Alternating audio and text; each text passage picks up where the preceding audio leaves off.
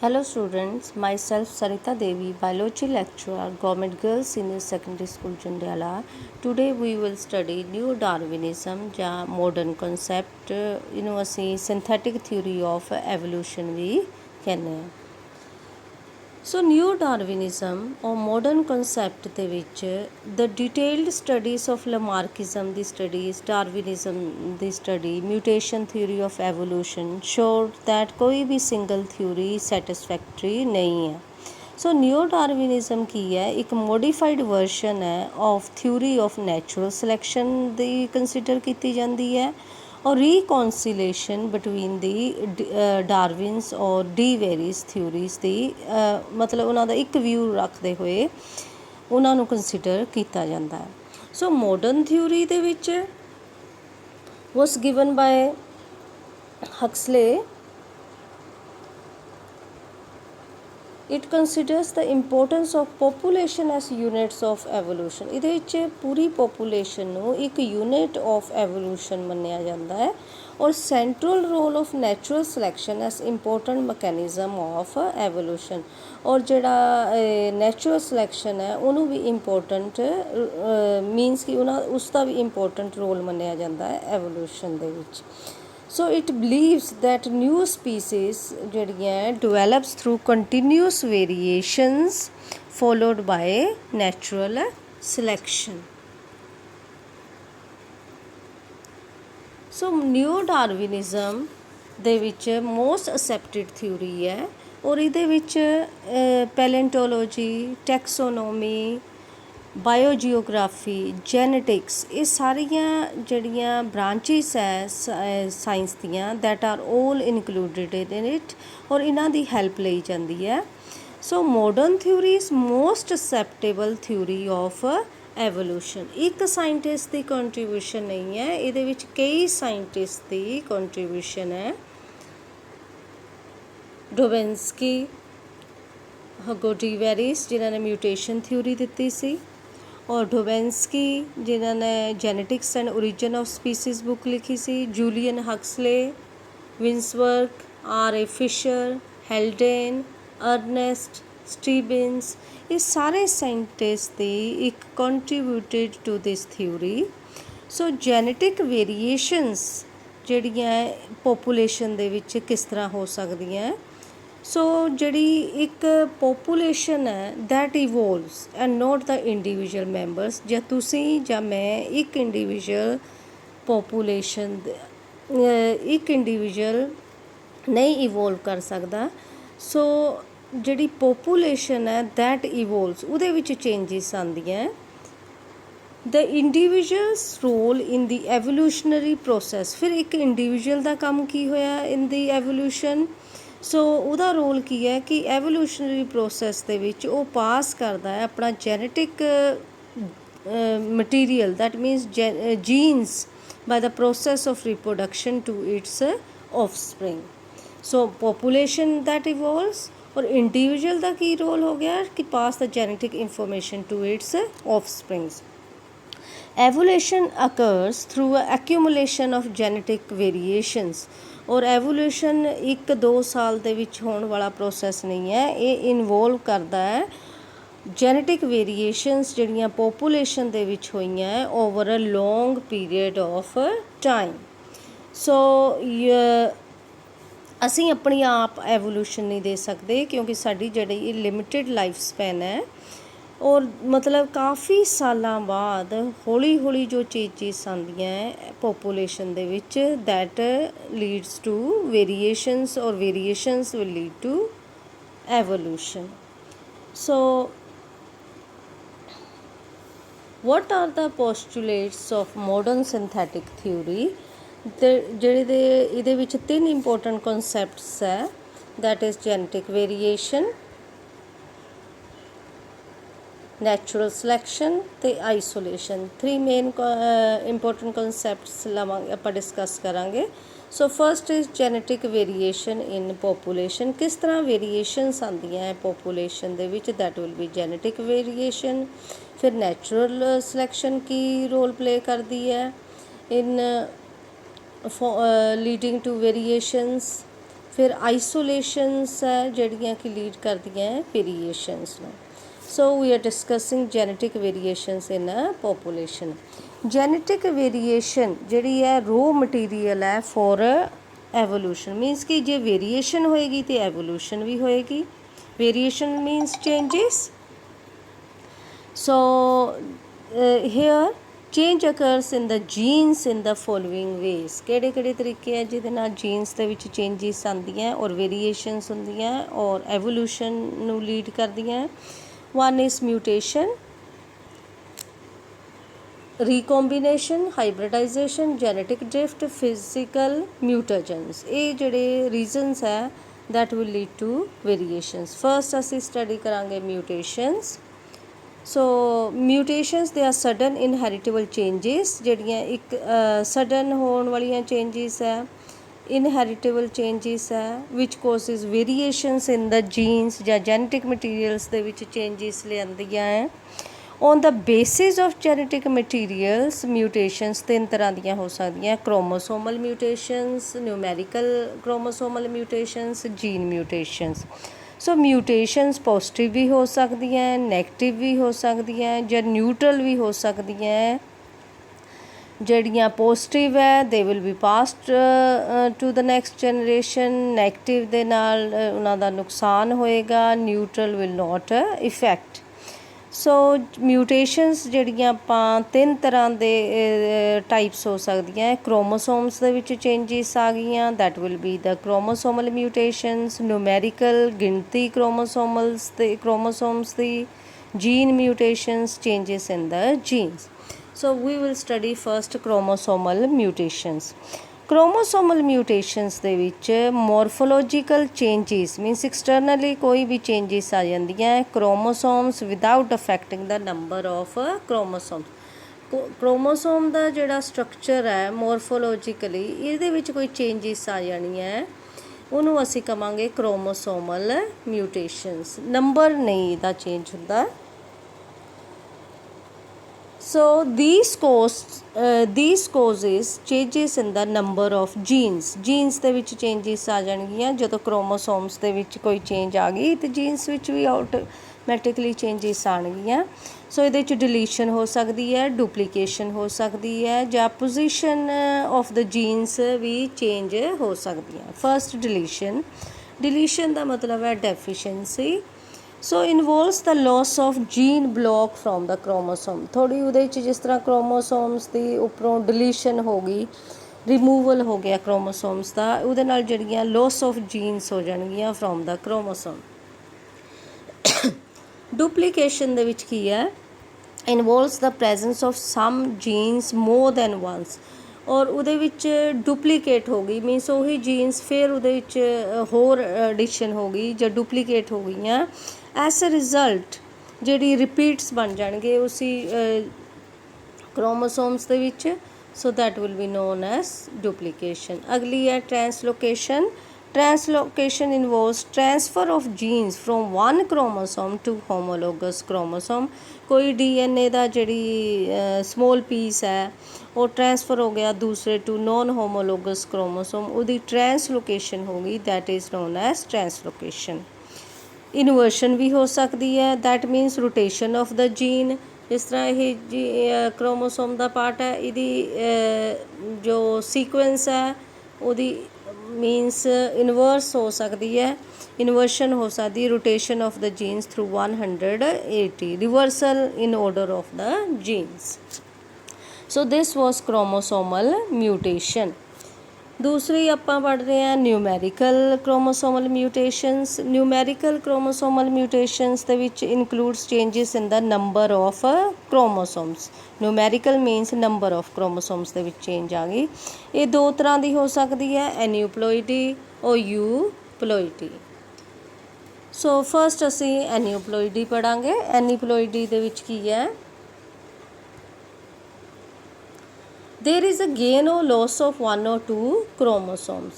ਜਾਂ तो गेन हो गया क्रोमोसोम का ਜਾਂ फिर लॉस हो गया क्रोमोसोम्स का।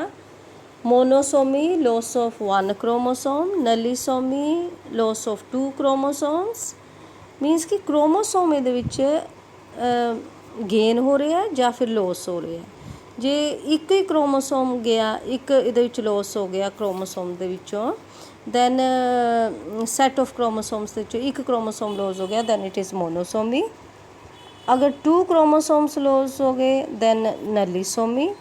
ਜੇ ਇੱਕ ਗੇਨ ਹੋ ਗਿਆ ਕ੍ਰੋਮੋਸੋਮਸ ਦਾ, 2 ਪਹਿਲਾਂ ਇੱਕ ਹੋਰ ਗੇਨ ਹੋ ਗਿਆ, then it is trisomy. Tetrasomy, gain of 2 chromosomes. So these are all types of aneuploidy. Aneuploidy ਦੇ ਵਿੱਚ ਆਪਾਂ ਸਿਰਫ ਕ੍ਰੋਮੋਸੋਮ ਦੇ ਵਿੱਚ ਦੇਖਾਂਗੇ ਕਿ 1 ਜਾਂ 2 ਕ੍ਰੋਮੋਸੋਮ ਐਡ ਹੋਏ ਹੈ ਜਾਂ ਲੋਸ ਹੋਏ ਹੈ। ਨਾ ਦੂਸਰੀ ਹੈ ਯੂਪਲੋਇਡੀ, ਇਹ ਵੀ ਨੂਮੈਰੀਕਲ ਚੇਂਜ ਹੀ ਹੈ। there is gain or loss of 1 or more full sets of chromosome। ਇਹਦੇ 'ਚ full sets means ਕਿ ਪੂਰੇ ਦਾ ਪੂਰਾ ਸੈੱਟ ਇਹਦੇ ਵਿੱਚ ਲੋਸ ਹੋ ਜਾਏਗਾ ਜਾਂ ਗੇਨ ਹੋ ਜਾਏਗਾ, that is known as euploidy. So chromosome number change by sets, ਇਹਦੇ ਵਿੱਚ ਸੈੱਟ ਦੇ ਪੂਰੇ ਸੈਟਸ ਚੇਂਜ ਹੋ ਜਾਣੇ ਆ ਕ੍ਰੋਮੋਸੋਮਸ ਦੇ। ਯੂਪਲੋਇਡੀ ਮੇ ਬੀ ਹੈਪਲੋਇਡੀ ਅਗਰ single basic set of chromosomes ਹੈ। ਜੇ ਡਬਲ ਸੈਟ ਆਫ ਕ੍ਰੋਮੋਸੋਮ ਹੈ ਡਿਪਲੋਇਡੀ। ਜੇ 3 ਸੈਟਸ ਹੈ ਕ੍ਰੋਮੋਸੋਮਸ ਦੇ ਟ੍ਰਿਪਲੋਇਡੀ। ਜੇ 4 ਹੈ ਟੈਟਰਾਪਲੋਇਡੀ। ਜੇ 5 ਹੈ ਪੈਂਟਾਪਲੋਇਡੀ। 6 ਹੈ ਤੇ hexaploidy. More than that then it will be known as polyploidy. So polyploidy ਜ਼ਿਆਦਾਤਰ ਕਾਮਨ ਹੈ in plants and rare in animals. So ਹੁਣ ਜਿਹੜੀ ਅਸੀਂ ਪੋਲੀਪਲੋਇਡੀ ਪੜ੍ਹ ਰਹੇ ਹਾਂ, ਪੋਲੀਪਲੋਇਡੀ ਮੀਨਸ ਕਿ ਕ੍ਰੋਮੋਸੋਮਲ ਦੇ ਸੈਟਸ ਬਣ ਗਏ ਮੋਰ ਦੈਨ 6।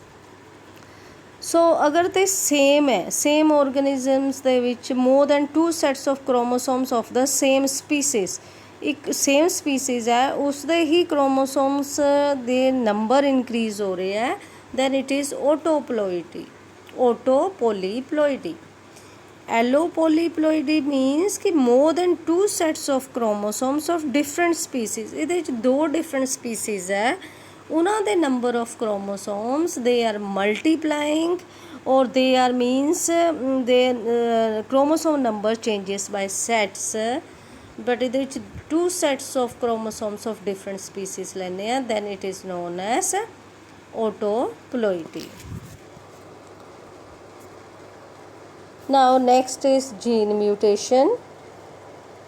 ਜੀਨ ਮਿਊਟੇਸ਼ਨ ਨੂੰ ਆਪਾਂ ਪੁਆਇੰਟ ਮਿਊਟੇਸ਼ਨਸ ਵੀ ਕਹਿ ਦਿੰਦੇ ਹਾਂ। changes in the single pair of chromosomes, they are invisible changes in the chemical nature of gene and there are 3 types।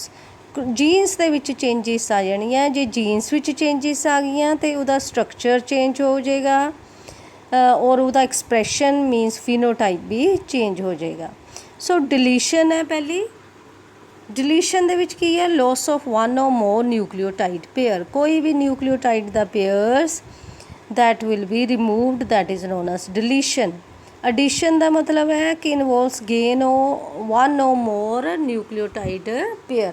addition ਹੋ ਜਾਂਦਾ ਹੈ DNA sequence ਤੇ nucleotide pairs ਦਾ। substitution ਦਾ ਮਤਲਬ ਹੈ replacement of 1 or more nucleotide by the other base pair। ਉਹ remove ਹੋ ਗਿਆ, ਉਹਦੀ ਜਗ੍ਹਾ ਤੇ ਹੋਰ base pair ਆ ਗਿਆ, then it is known as substitution। So the changes in the DNA, ਅਗਰ ਚੇਂਜਿਸ ਆ ਗਈਆਂ DNA ਦੇ ਵਿੱਚ, ਵਾਈ, ਕਿਉਂਕਿ ਨਿਊਕਲੀਓਟਾਈਡਸ ਚੇਂਜ ਹੋ ਗਈਆਂ, cause the changes in the sequence of amino acids. ਫਿਰ ਉਸ ਤੋਂ ਜਿਹੜੀਆਂ ਅਮਾਈਨੋ ਐਸਿਡਸ ਬਣਨੀਆਂ ਉਹਨਾਂ ਦੇ ਵਿੱਚ ਚੇਂਜਿਸ ਆ ਜਾਣੀਆਂ। So it changes the nature of proteins, ਔਰ ਜਿਹੜੀਆਂ ਹੁਣ ਪ੍ਰੋਟੀਨ ਦੀ ਫੋਰਮੇਸ਼ਨ ਹੋਈ ਹੈ ਅਮਾਈਨੋ ਐਸਿਡਸ ਤੋਂ, ਉਹ ਚੇਂਜ ਹੋ ਜਾਏਗੀ। As a result phenotype, external appearance of the person means ਉਹਦਾ ਚੇਂਜ ਹੋ ਜਾਏਗਾ। so that will lead to variations will lead to new species।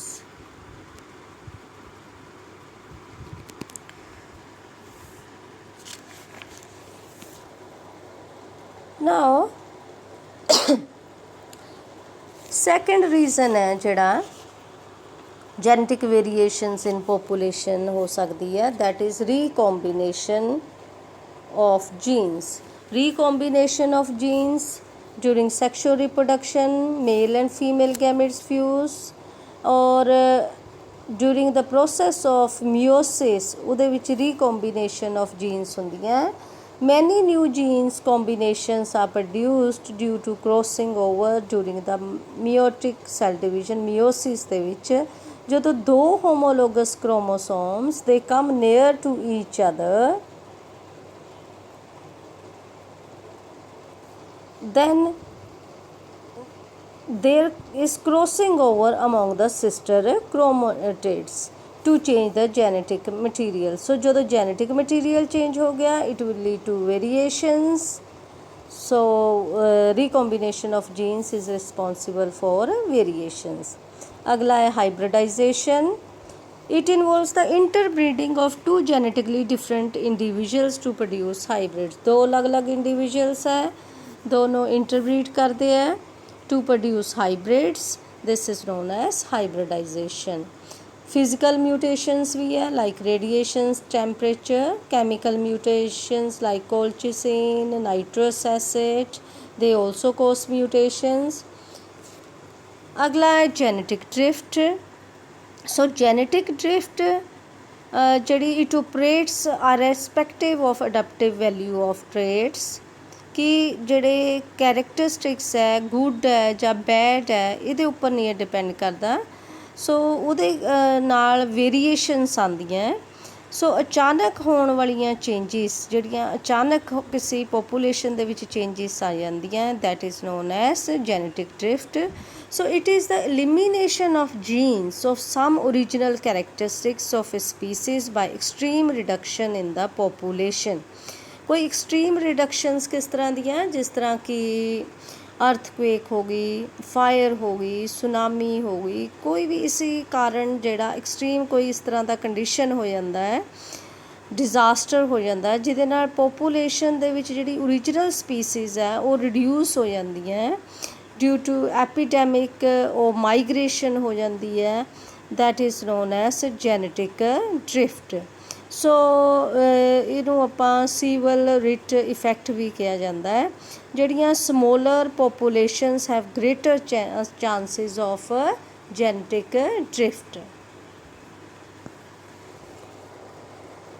Next is the natural selection.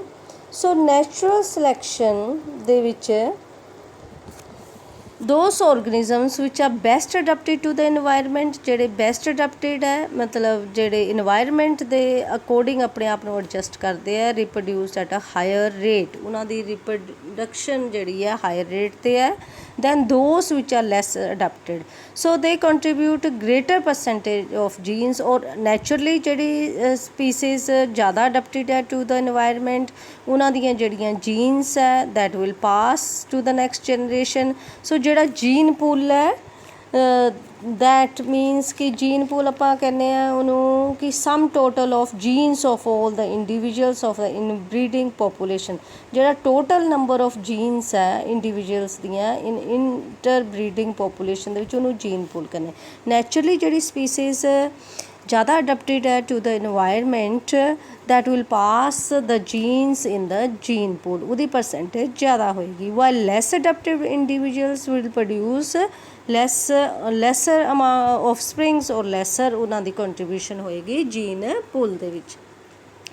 if the differential reproduction continues for a number of generation, इसी तरह मतलब कि अच्छियां gene pools ਦੇ ਵਿੱਚ ਅਡੈਪਟੇਸ਼ਨ ਜਿਨ੍ਹਾਂ ਦੇ ਵਿੱਚ ਹੋ ਰਹੀਆਂ ਉਹ ਜ਼ਿਆਦਾ ਜੀਨਸ ਕੰਟਰੀਬਿਊਟ ਕਰ ਰਹੀਆਂ, ਉਹਨਾਂ ਦੀਆਂ ਜਿਹੜੀਆਂ ਜੀਨਸ ਹੈ will produce more offsprings as compared to the others, so they will become more in the gene pool of the population.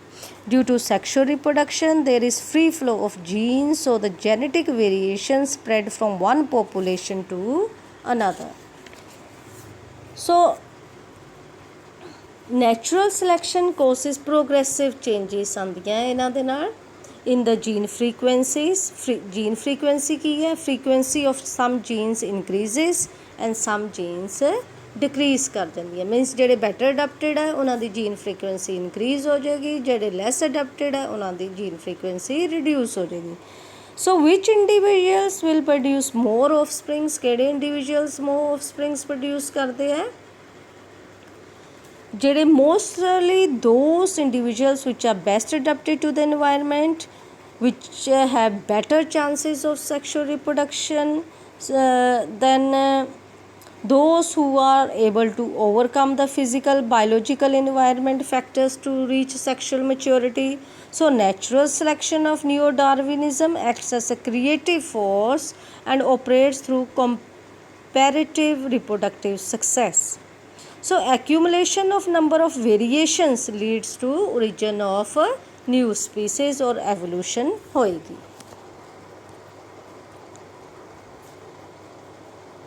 Third reason ਜਾਂ थर्ड ਇਹਦਾ ਕਨਸੈਪਟ ਹੈ ਜਿਹੜਾ ਨਿਓ ਡਾਰਵਿਨਿਜ਼ਮ, that is reproductive isolation. Any factor ਜਿਹੜਾ reduces the chances of inbreeding between the related groups of living organisms is called isolating mechanism. ਕੋਈ ਵੀ ਇਸ ਤਰ੍ਹਾਂ ਦਾ ਕਾਰਕ ਜਿਹੜਾ ਕਿ ਇੰਟਰਬਰੀਡਿੰਗ ਨਹੀਂ ਹੋਣ ਦਿੰਦਾ between the related groups of living organisms is called isolating mechanism. So it is necessary for accumulating variations leading to speciation. It prevents mixing of genes. So reproductive isolation helps in evolutionary emergence. So जिस तरह mechanical barriers, physical isolation, behavioral changes है और individuals ਦੇ ਵਿੱਚ ਇਹਨਾਂ ਦੇ ਕਾਰਨ ਜਿਹੜੇ ਇਹ factors ਹੈ they will lead to reproductive isolation ਜਿਹਦੇ ਕਾਰਨ evolutionary divergence ਨਹੀਂ ਹੁੰਦੀ.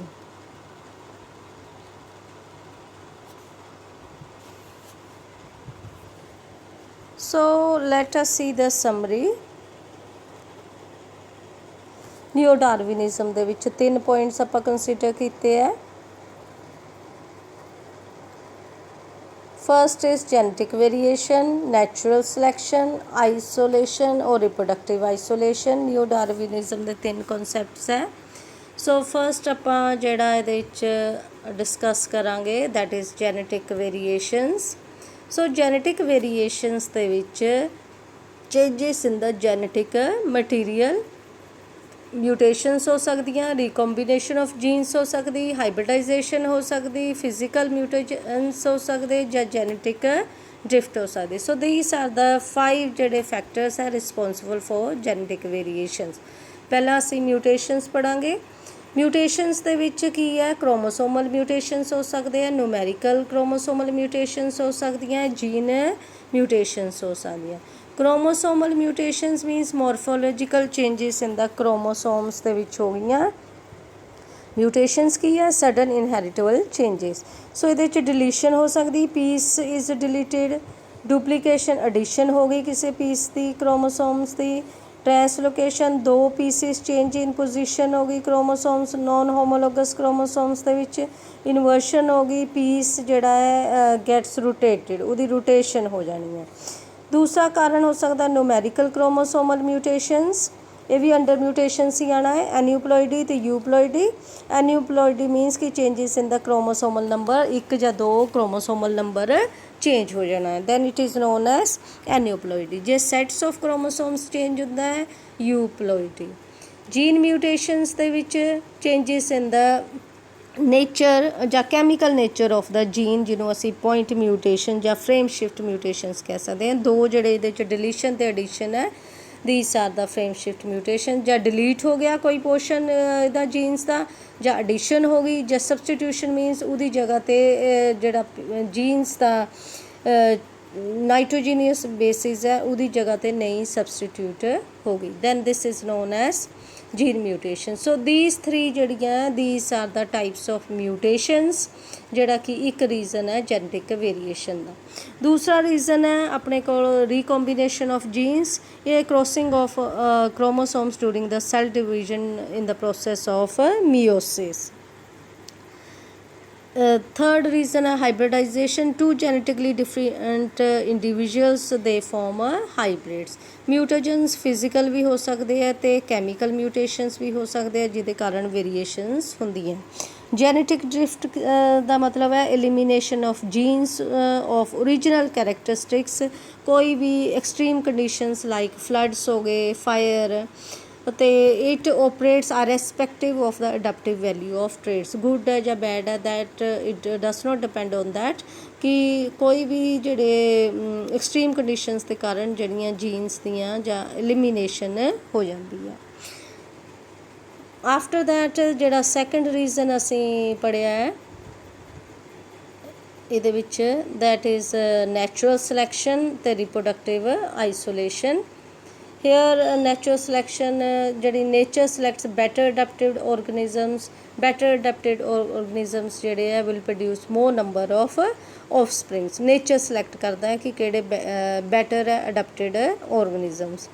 ਰਿਪਰੋਡਕਟਿਵ ਆਈਸੋਲੇਸ਼ਨ ਦੇ ਵਿੱਚ ਹੈ ਕਿ ਉਹ ਸਾਰੇ ਫੈਕਟਰਸ ਜਿਹੜੇ ਰਿਡਿਊਸ ਕਰਦੇ ਆ chances of interbreeding between the related groups of living organisms. ਹੋ ਸਕਦਾ ਉਹਨਾਂ 'ਚ mechanical barriers, physiological barriers, behavioural barriers ਹੋਣ ਕਾਰਨ ਜਿਹੜੇ ਉਹਨਾਂ ਦੇ ਵਿੱਚ ਰਿਪਰੋਡਕਟਿਵ ਆਈਸੋਲੇਸ਼ਨ ਹੋ ਜਾਂਦੀ ਹੈ, ਜਿਹਦੇ ਕਾਰਨ ਉਹ ਆਪਸ ਵਿੱਚ ਇੰਟਰਬਰੀਡ ਨਹੀਂ ਕਰ ਸਕਦੇ ਔਰ ਵੇਰੀਏਸ਼ਨਸ ਹੁੰਦੀਆਂ ਹੈ ਔਰ ਉਹ ਸਪੀਸੀਜ਼ ਜਿਹੜੀਆਂ ਨਿਊ ਸਪੀਸੀਜ਼ ਨੂੰ ਅਰਾਈਜ਼ ਕਰਦੀਆਂ ਜਿਹੜੀ ਆਈਸੋਲੇਸ਼ਨ ਕਾਰਨ ਸੈਪਰੇਟ ਹੋ ਗਈਆਂ। So this completes the Neo-Darwinism theory of evolution.